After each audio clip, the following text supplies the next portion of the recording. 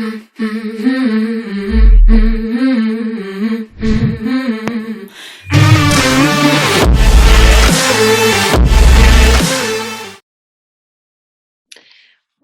everyone, welcome to this new episode of the EmpowHer journey for those who want it all. So it's really this community. We are here to support you, support your self-growth, to live by your own rules. And we're super excited because this month the theme is why failing is the best and teach to be a phoenix. And today we've got a wonderful guest. We've got François De Neuville. Welcome, François. Welcome. Thank you. Hi, how are you doing today? Hi, I'm doing great. Thank you for having me today. Yes, it's good to have you. So just a word about François before he starts telling you more about him. He's an ex-commando-paratrooper, an adventurer, a speaker, and actually a double natural disaster survivor. So he'll be telling you more about that in the episode. And today he's a certified high performance coach, and he's supporting entrepreneurs, CEOs, and executives to get more out of life and become high performance leaders. Well, that's a very exciting introduction. We are looking forward to hearing more from you. Thank you. So I want to know more now. Please, François, can you tell us what is your empowerment journey? Tell us more about yourself. Yeah. So when I was 17, you can imagine me. I had like long dreadlocks, like till here. I was living with a guitar and a skateboard. And one day I came to my parents' bedroom in the evening, like, Dad, Mom, I'm going to join the army. That was coming a bit like a shock. They were really supportive, but that was really funny because it was such a different identity from who I was at that moment. And I joined the military and I stayed there for 9 years, making my way through to become a platoon leader in the commando-paratroopers. One of the hardest things I've ever done in my life. I was so proud. I was so happy. I was just living a great life. I really loved it. But like, funny enough, there was something missing.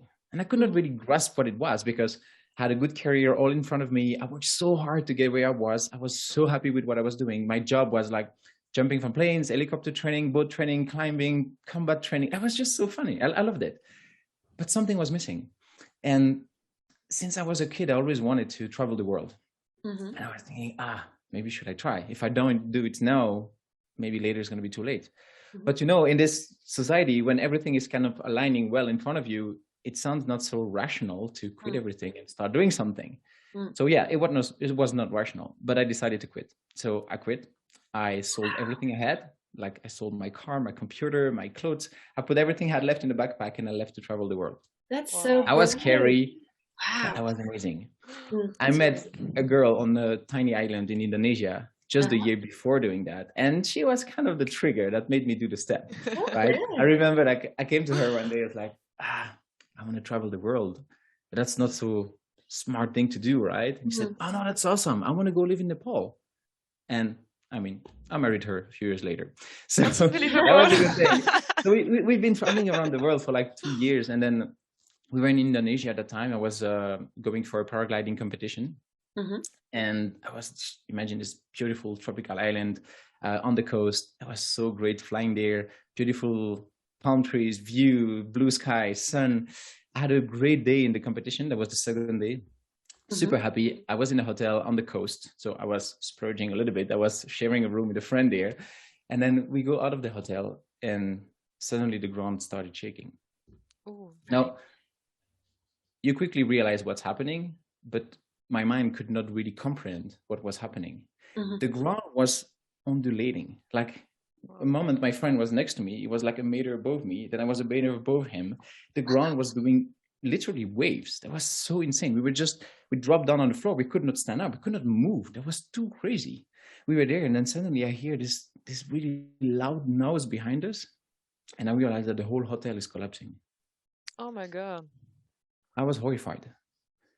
So much noise, this dust going everywhere. And I just remember I was just waving goodbye to the receptionist like a few seconds before. I was like 20 meters in front of the hotel. I was so lucky to not be still in. Like if I would have stayed 5 minutes longer, I would be in the lift. I would be somewhere. I would be trapped. I would be probably dead. So we tried to stand up. The tremor is like reducing a little bit. We managed to stand up and we run to the hotel. what is left of it, trying to see, we need to help people. There are people there, they're trapped inside, and we need to do something. Now we arrive in front of the thing, and the dust starts dissipating a little bit. Now the ground is still shaking, it's not finished. And I look and I see in debris, like on the 5th floor of the hotel, there is a little girl, and she's trapped between metallic bars.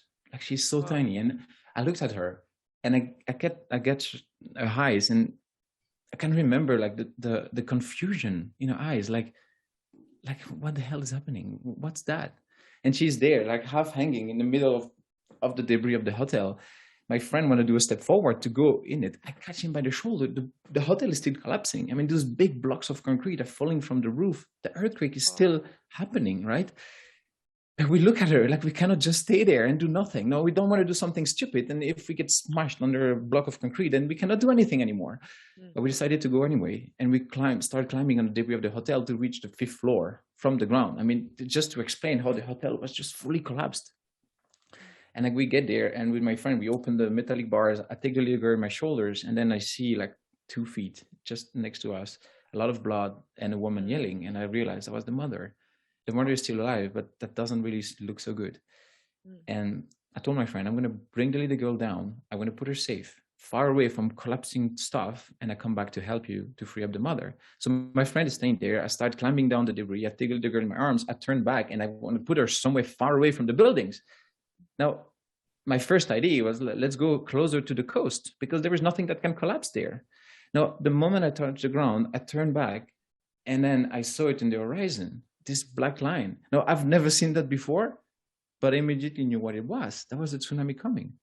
Now, I was trapped between the collapsing building and the beach. I mean, there was nowhere to go. So I turned around and I yelled to my friend, like, take shelter, tsunami coming. I started yelling to people, the few people that were still there, like, do something. And then I'm thinking, okay, I have a few seconds. Now, what I did not realize, I know it was coming fast. Now, what I learned after, tsunami is going like around 700 kilometers per hour. That's the speed, which is, it's just insane. You see it far, it's close already, like, wow. So I had to take a decision really fast. And I look around, I cannot go back to the hotel. It's still collapsing. So I look in front of me, there is a little security post, like, you know, this thing in front of the parking, and there is a tree. And I'm darting between the two, and I decided to go for the tree, thinking like the root must be much deeper than this little foundation of the building. So I put the little girl in the tree, I climb myself in, and then I hold the trunk in one arm, the little girl, she was 5 years old, right? On the other arm, and I hold as strong as I can. The tree is still moving in all direction. The tsunami is coming, like it's getting closer and closer and closer. It arrives on the first, there was a little road between us and the beach. And then you see the cars are just projected in the sky, like you see a car flying like 5 meters high. Like, it doesn't make sense. The little security post in front of me explode in pieces, and I'm so happy I didn't stand there. And then it reaches us, and it's like a truck hitting us. Like, my legs are getting dragged, and I hold as strong as I can. The trees moving in all direction, and we're still there. She was looking at me in the eyes just a few seconds before. I could see the fear, and I'm like, it's gonna be okay. In my mind, I really thought, that's it. And I even took my phone trying to call my wife to say, sorry, bye. I'm so glad that the call never went through, because all the power lines and the stuff and the antennas were destroyed by the earthquake. I'm glad it did not, because nobody would love to receive such a call, I guess. But we were still in the tree, and we were still living. And we stayed in the tree for like 40 minutes. And then it got dark, because it was an afternoon. We couldn't see anything. I could not anticipate the wave coming, because I always thought, you know, a tsunami, you have this massive wave coming, crashing, that's it. But actually not. It was more a wall of water that was just moving, and nothing could stop it. So, you know, when the tsunami hit us, and then the water kept coming inland, that was just crazy. So for 40 minutes we stayed in the tree, and then decided to move, because, like, you know, I was in the front line. I was thinking, if there's another earthquake, if the tree is falling, if there's another wave, then we might die. No, if I start walking and there is a wave coming at that moment, we might die too. And every decision I was making, I mean, I had this little girl in my arms. That was the only thing I had. I mean, she has nothing else but me to protect her. But funny enough, when I talked to her afterwards, I really said, like, she saved my life, because I was so focused on keeping her safe that nothing mattered. I mean, anything else was just disappeared. I was like, That's what I need to do. She's so vulnerable, and I need to do anything I can to keep her living. And that was the strength that made me go through a lot of that. No, we left the tree, and luckily we did not die on a wave. I tried to walk, I tried to escape, but I could not. I could not because I didn't realize, but the ground was distorted. I mean, nothing was flat anymore. There were power lines, there were cars, there were debris, there was everything. It was almost impossible to walk, and it was dark, so I couldn't see anything. I had the girl on my shoulder trying to walk forward somewhere. I did like a few 100 meters, not even, and then I decided to go for another shelter. I walked in the building that was still standing, and we stayed there for another 2 hours before we went to the center of the town. And then I realized like it was chaos. The city was burning. There were bodies everywhere. It was just, everything was destroyed. It was horrible. And I felt I was there walking in the water with this little girl on my shoulder thinking, what the hell? Wow. Yeah. I wasn't ready for a story like that. Oh my God. Yeah. Yeah. Absolutely. And I really, when I'm explaining it, like I barely felt anything in a way. I thought I would die, but then I really put all my emotion on, I turned it off. I locked them in a box to just think rationally. And I think my training in the military really helped me to be able to take decisions in the split second in high stake environment. Thank God. But so the beauty of the thing is that I went back inland, and then I see a group of survivors, and there I see my friend standing. And I run to him, and I'm like, I'm so happy to see him. I thought he died. And he's telling me that the mother of the little girl is still alive. Wow. And I could finally tell her, I could tell her, like, we're going to find your mom. So just the day after, I took her and trying to figure out where her mom was. It was impossible because it was chaos everywhere. So that was really difficult. I told her, I promised her, I'm going to find your parents. And then, like, hours passed, etc. The ground kept shaking. It did not really stop. And then I received the information that I could board a plane, a military plane, because I was there for a paragliding competition, which was organized by the Air Force. I mean, the Air Force is the top of the Federation of Free Flight.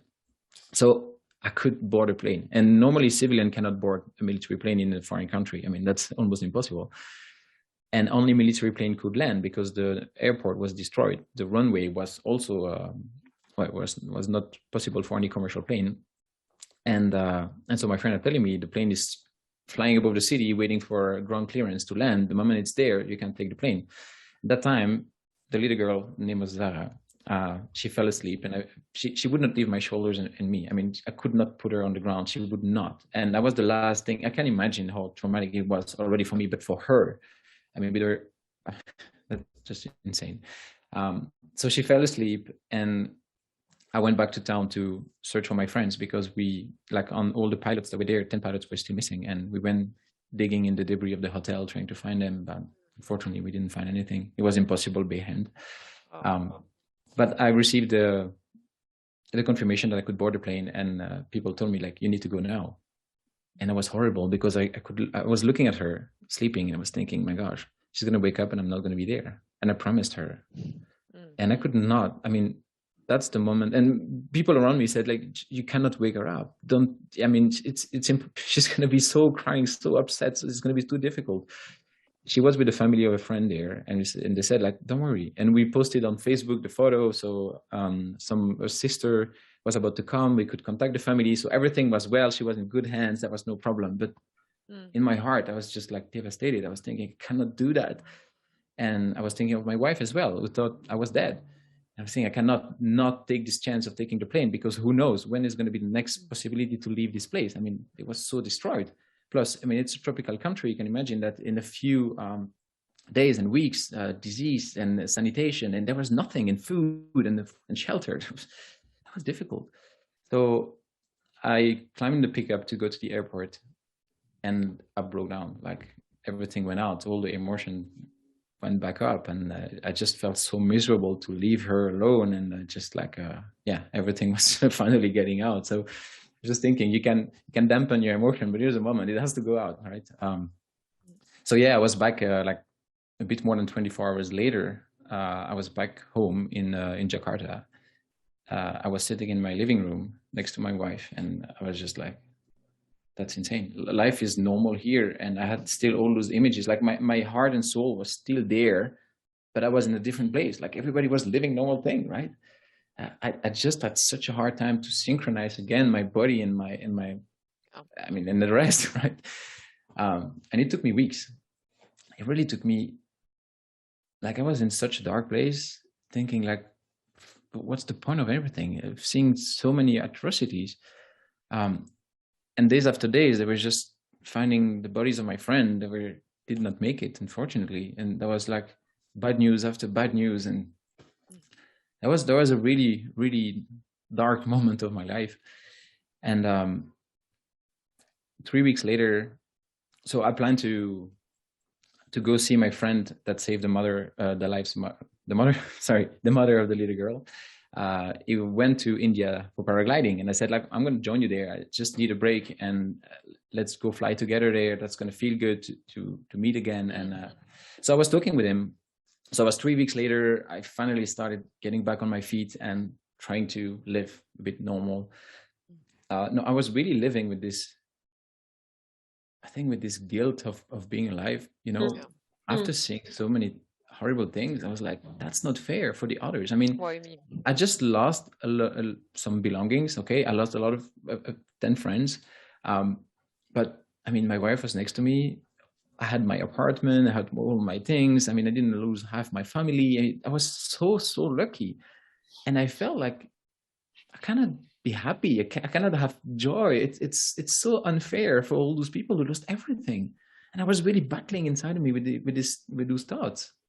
And then, so that was 3 weeks later, I was talking to my friend in India, and I was like, I'm going to come fly and come to you. And I didn't receive an answer. And the day after, I got called by another friend that says, it went flying yesterday, he did not come back. We don't know, he's missing. And like a few hours later, I received information that they found his body in the mountain, and he got caught in the weather and hit the mountain like at 4,000 meters. And he died from head injury and alone there in the mountain. I was so mad. I was so mad at him. I was so mad at life. I was so angry. I was like, it's so unfair. Life cannot do that. This guy, he was so brave, was so courageous, he's a hero. He saved the life of the mother of this girl, and no, it's just gone. Like, that just didn't make sense, you know. I had this photo of my paragliding competition with my team. I was the last one alive on the photo. I was thinking like, well, I'm next. Technically, I am next. Well, but it's just this amount of anger I had about the universe. Like I just really lost my trust in living. But then also, that's the moment I got my biggest insight that changed everything. Because I thought about all those people who lost their lives, all the friends that I lost. I'm lucky, I'm still there. I got to make the most out of it. And that just changed completely my way of seeing things, because I was really deep into the victim role, and I became a survivor. And this transition from victim to survivor just changed everything.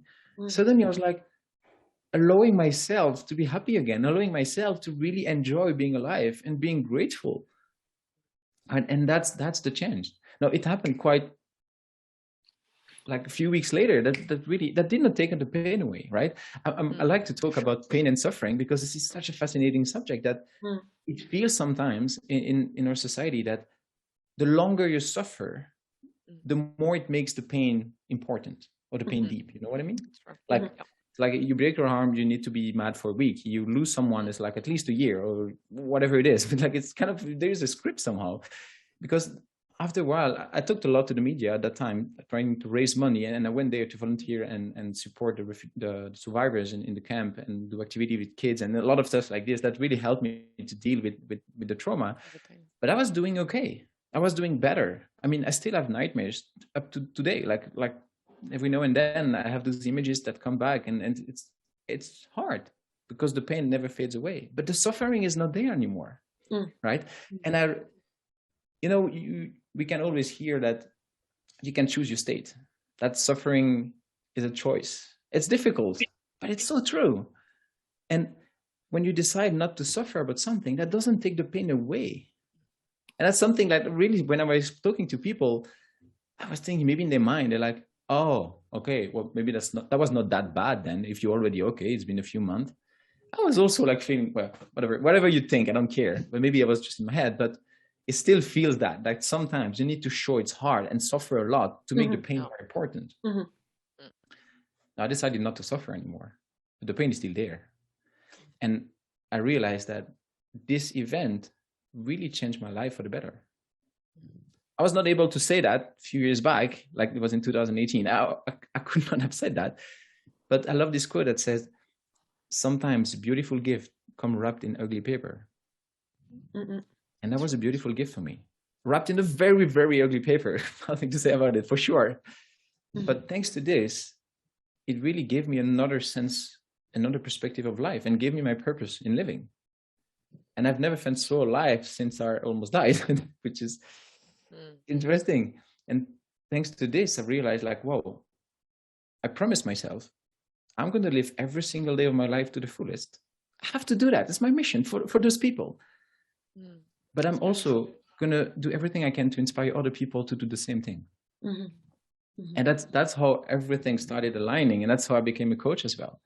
And that's why it's deep in me, this desire to help people live the best life, because, you know, we live with this illusion of time.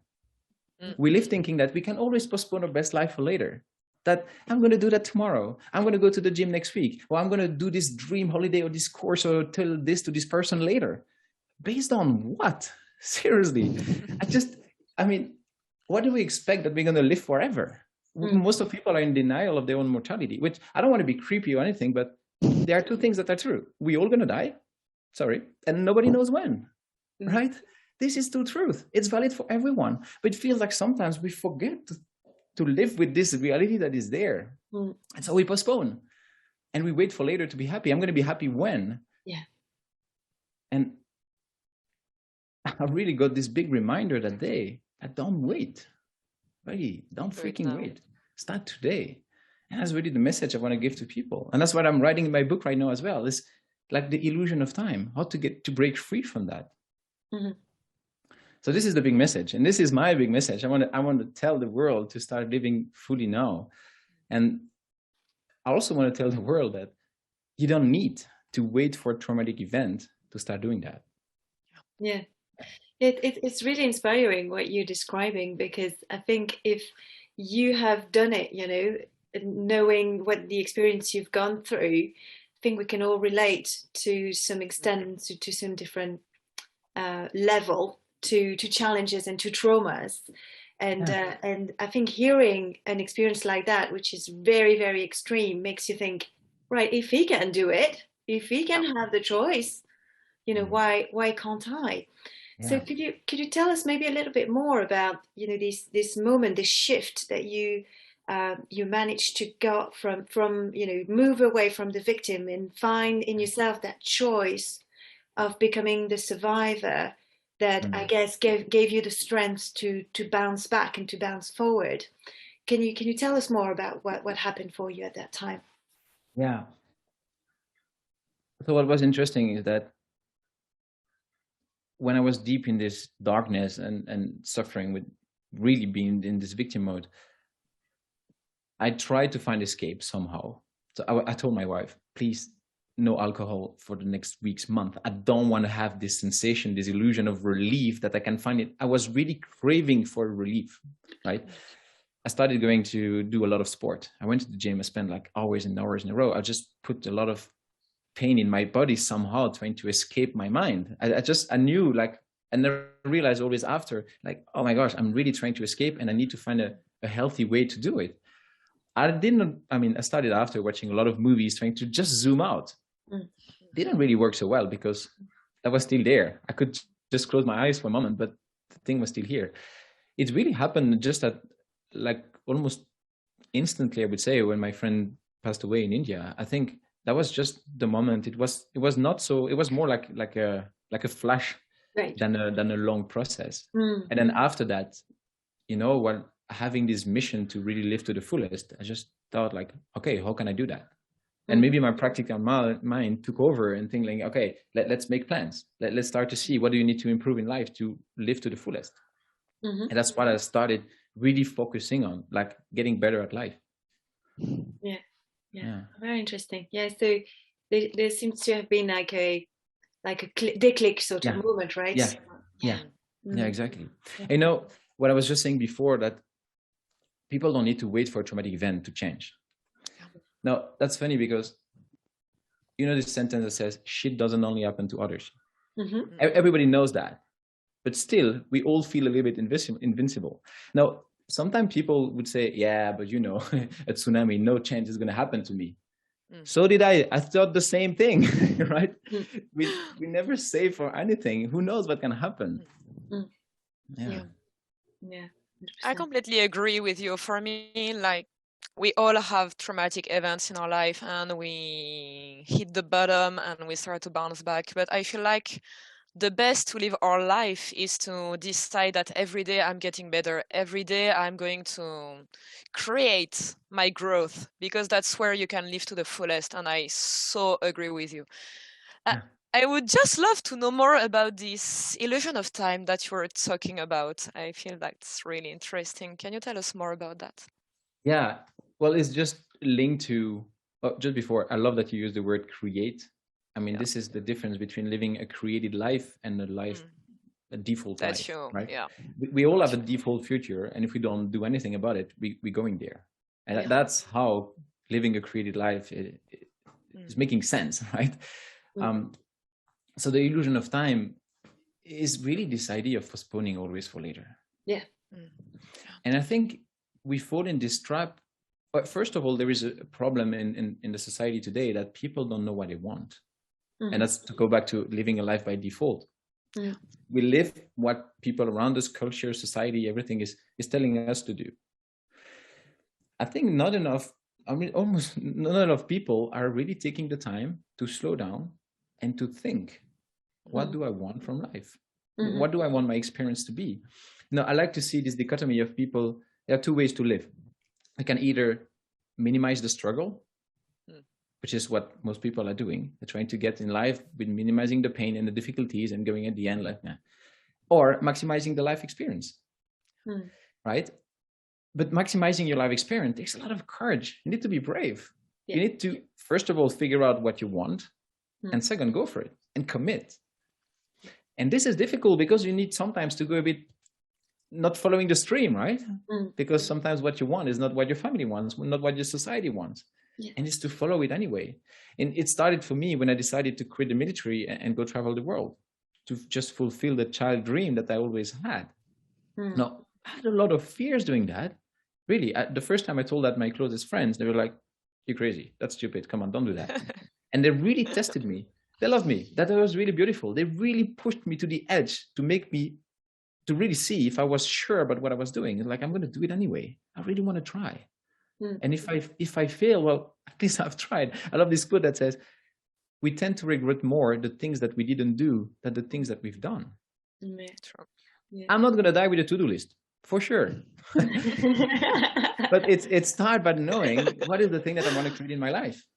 And then the moment that we are clear on that, which is one of the most difficult part, I think, is really think this through. Then it feels like, I don't know, this lightness that you look at life and everything in front of you, like, I'm going to create now. I'm in there and I'm going to commit because it's going to be tough. And it's going to be so rewarding. And that's what, the moment you do that, you break free from this illusion of time. Because you know that, I mean, the happiest, most fulfilled people, they finish their life with full of memories. And the people who are unfulfilled and unhappy, they just die with regrets and things like, I should have done that. Exactly. And that's really this illusion of time. Like, start doing what really matters. Or as you said as well, they would come to their grave or to the end of their life with, I would be happy when, you know, they're still chasing something else, something more that's not happening. And I lived in that. I mean, when I was traveling, I realized later, but like I was in Japan thinking, oh, the Philippines are going to be so great. I was in the Philippines thinking, I can't wait to be in Indonesia. I was like, for years, I was just looking at what's going to come next. And I realized now, whoa, we don't know if we're going to have the future. So let's be more here in the present. Yes. But that's challenging, right? Because we are machines that are keeping rehearsing the past and now reviewing the past, rehearsing the future. We're always juggling in between, and being fully here and now, that takes some practice and mindfulness. But if you know that right now is the only thing that you really have, it just makes so much sense to actually do that. Yeah, yeah, exactly. Exactly. That's how, as you say, the time or the past, the future are completely an illusion. The only thing that you have is this moment right now, right? Yeah, exactly. And we, that's another concept that this idea of ownership of our life, being really responsible. It's so much easier to blame people, circumstances, like events and everything else, but us, for the reason that we don't live the best life or best life. But the moment you can realize, like, I'm in the driver's seat here, I can't blame everybody else, but at the end, that's still me. I'm in charge. So I better start doing the thing that I want to do.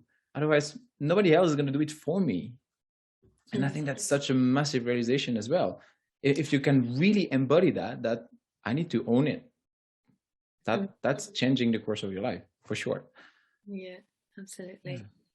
And going back to what you were describing about realizing that actually this event happening to you has turned out to be something very, very positive in your life, has had this very, very positive impact, as you were able to recognize, to embrace, to shift into this creating mode and survivor instead of victim.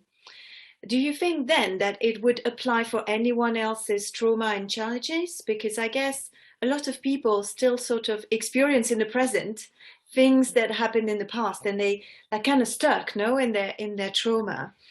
Do you think that it's accurate to say that we could all transform our challenges and our trauma into something positive for us, the positive impact? What do you think? Yeah, that's a really interesting question, because everybody has a different way to deal with pain. I mean, we all experience pain, we all will, and that's what it is. Now, some people can deal with it faster than others. There is no rule for that. I think it just depends on how we process.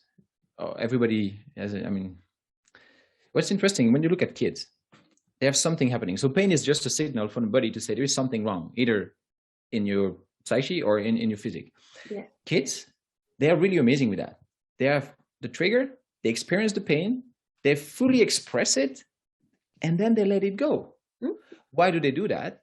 Because they don't have all the stigma of everything that we gather and everything that we take when we grow up. They don't have that. So they make the decision that makes the more sense for them. And what makes the more sense for them in that moment is to let it go. So that's why you can see a kid falling pain, like, horrible, and then, okay, I go play. And that's it. That's gone. Yeah. Right? Yeah. When the pain signal is gone, they can really dissociate. Adults, we cannot, because we are so much thinking we get trapped in our thinking, I think.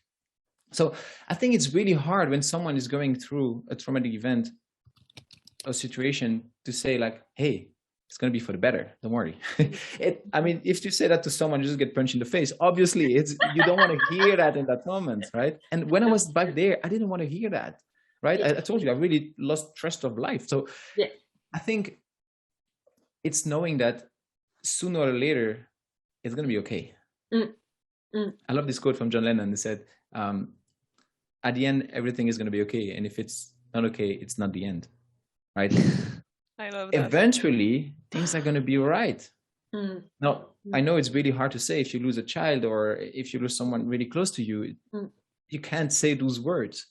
But for a lot of people, I would not say it's a choice, but I think there is a part of choosing in there as well. Yes. Right? Because, like saying choosing your state, this is part of it. No, it's challenging to do. There's this, it's a bit like when you're in a really high-stake environment, like let's say, take my situation, tsunami is coming in front of you. You have those different reactions: freeze, escape, fight. There is those three basic things. You cannot really choose what you're going to do, right? It's kind of, it's happening. And then you're like, oh, in my case, actually, I heard a fourth one, which is starting taking care of others. Fight, flight, or freeze, and there is another one. and I totally fell down in the last one, and I put myself so much out, as I explained before. I didn't choose that. It's just how you react. And I think you cannot blame someone to freeze, because this is just how the body is doing. And when a traumatic event is happening, you can either go through PTSD, or I just learned recently about PTG, which is like post-traumatic growth. I don't think you really choose, but I think you can consciously choose to work one way or the other, right? You can influence things. And what they're saying in the research is that people who are usually more optimistic and who are like having more joy in general are most likely to experience post-traumatic growth than the traumatic disorder. Now, it's always a bit a mix of both, right? Because for me, it was really a big growth, but I still, as I said, I still have nightmares. If I hear like loud noises and stuff, my heart started beating, and like for months and months after, every time I would get it in a big building, a commercial center, whatever, I would look, where are the exits? Where are the weak points? What can fall down? Where I'm going to be safe? And I still have a little bit this thinking sometimes, unconsciously, like I just better be safe than sorry, you know? So the trauma is still there, but the growth is taking over. I don't really think that you choose, but I think that you can influence which path you're going to walk. I know I'm not really clear on the answer, but you are. I definitely loved when you talked about your story and you said that this made you learn what was your purpose and gave meaning to your life. And I really feel like that's what could help everyone.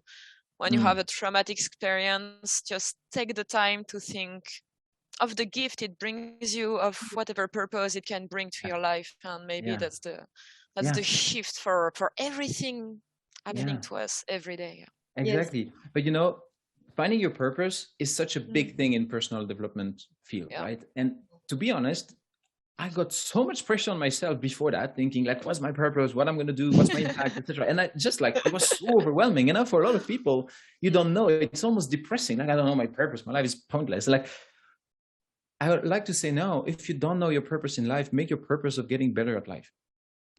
Just try to get better in your physical health, in your mental health, in the impact you have to others, in how you collaborate, how you contribute.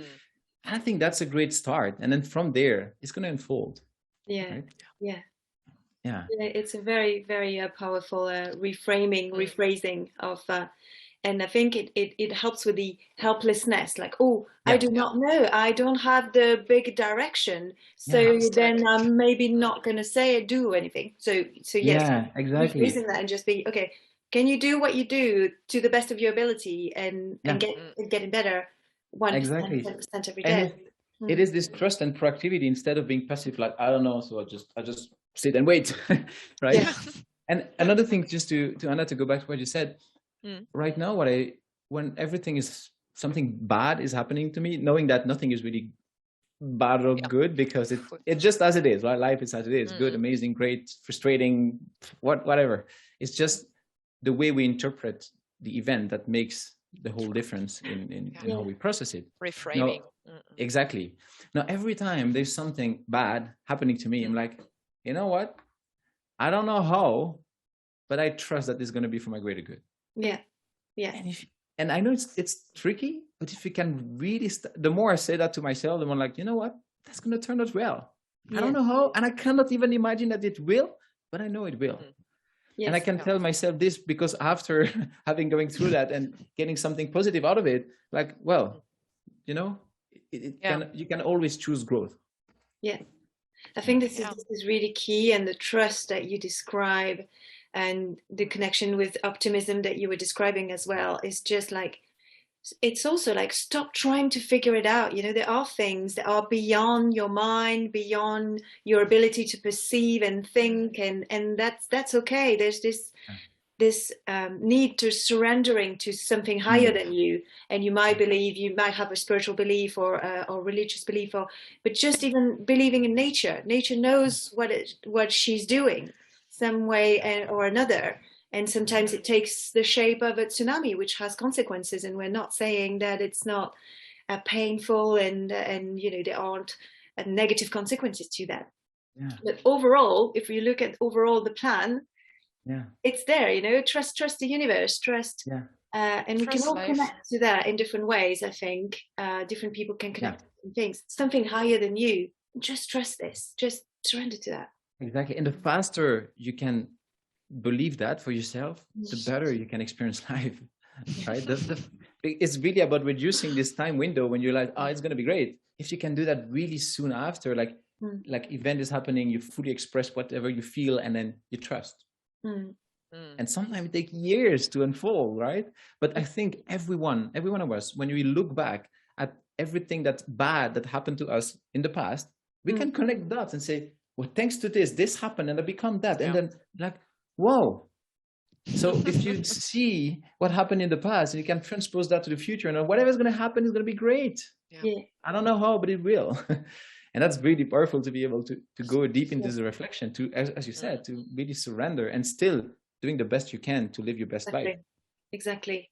And I think also very importantly, as you said, it's not about denying the pain or denying what's the difficulties you're going through. If you need to cry, if you need to heal, if you need to go through whatever you need to, going back to what you were saying about kids, do they edit themselves? Nope. Full on anger and sadness, and they express, it has to come out of yourself.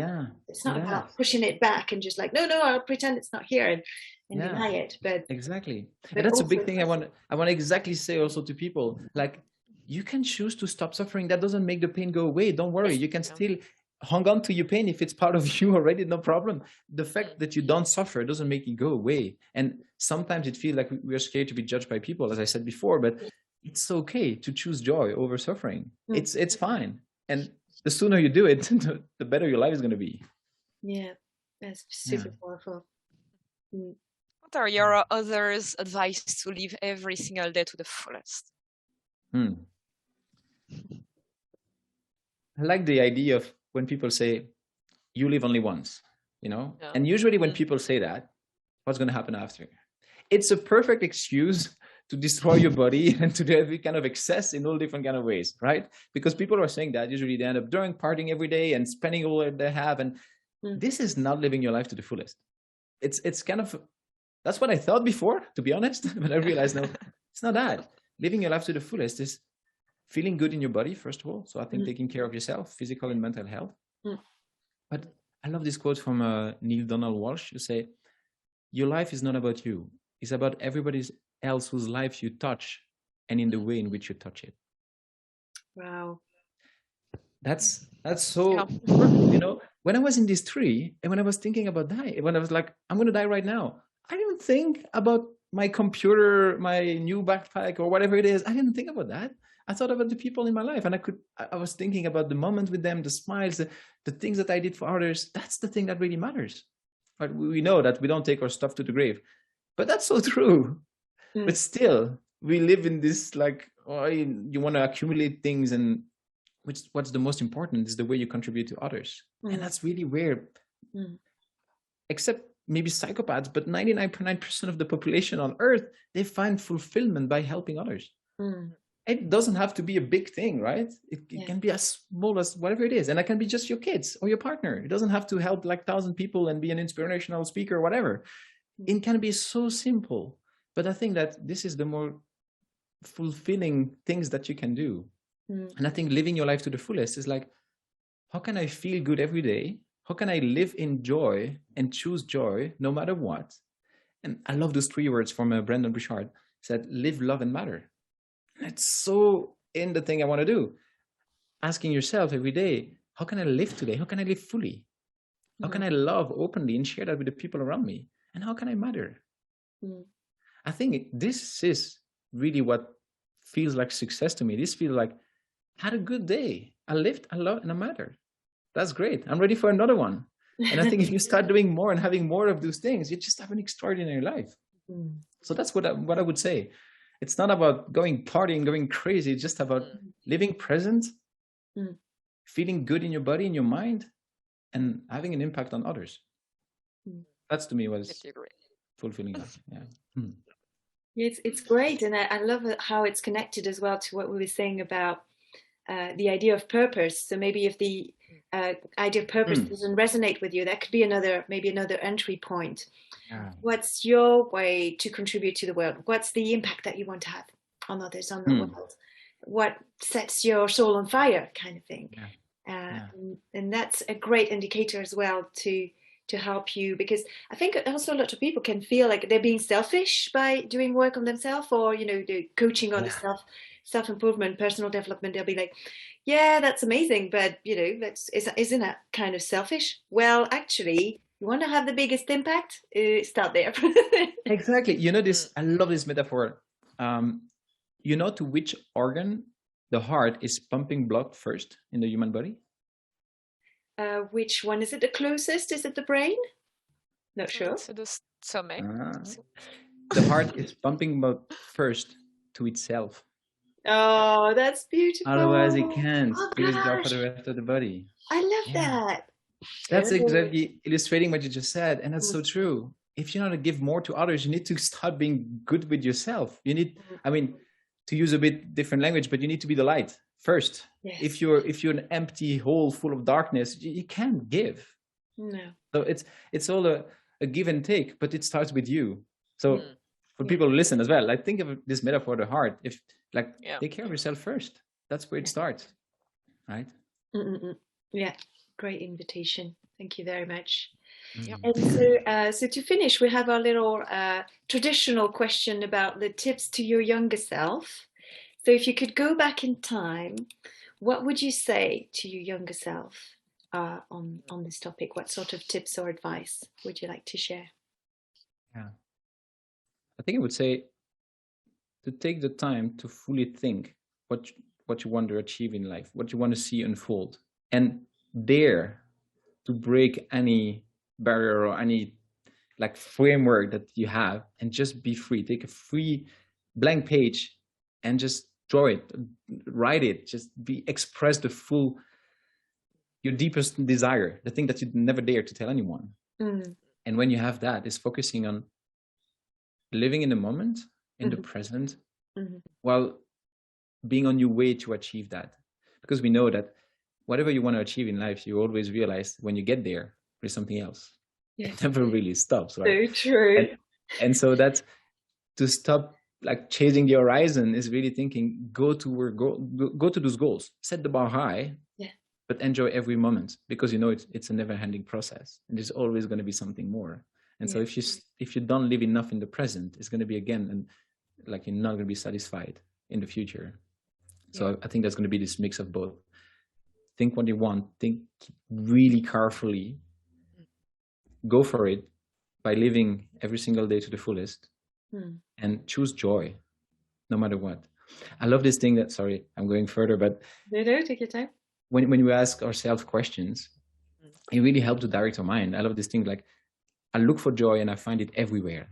And that's so funny, because the first time I heard this sentence, I was walking in the park. I was walking in the park and I was thinking of that. I look for joy and I see it everywhere.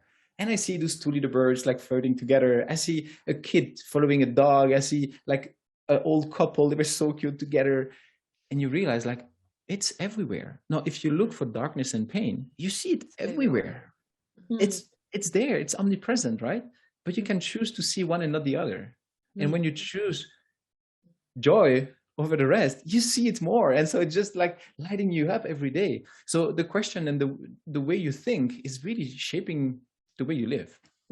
So I would say that would be the last piece of advice I would give myself. Choose joy no matter what. Yes. Yeah. Absolutely incredible. Thank you so much. Thank you, François. Amazing. Anna, Clem, thank you so much for having me today. It was really great. Thank you, too. It was an amazing and so inspiring episode. Thank you very much. And we would love to hear from you guys listening to us. If you had anything to say, to share, or any question, please join us and send an email at the EmpowHerJourney@gmail.com. Thanks again, François. Have a good day. Thank you. And see you soon. Thank you. Bye, everyone. Bye.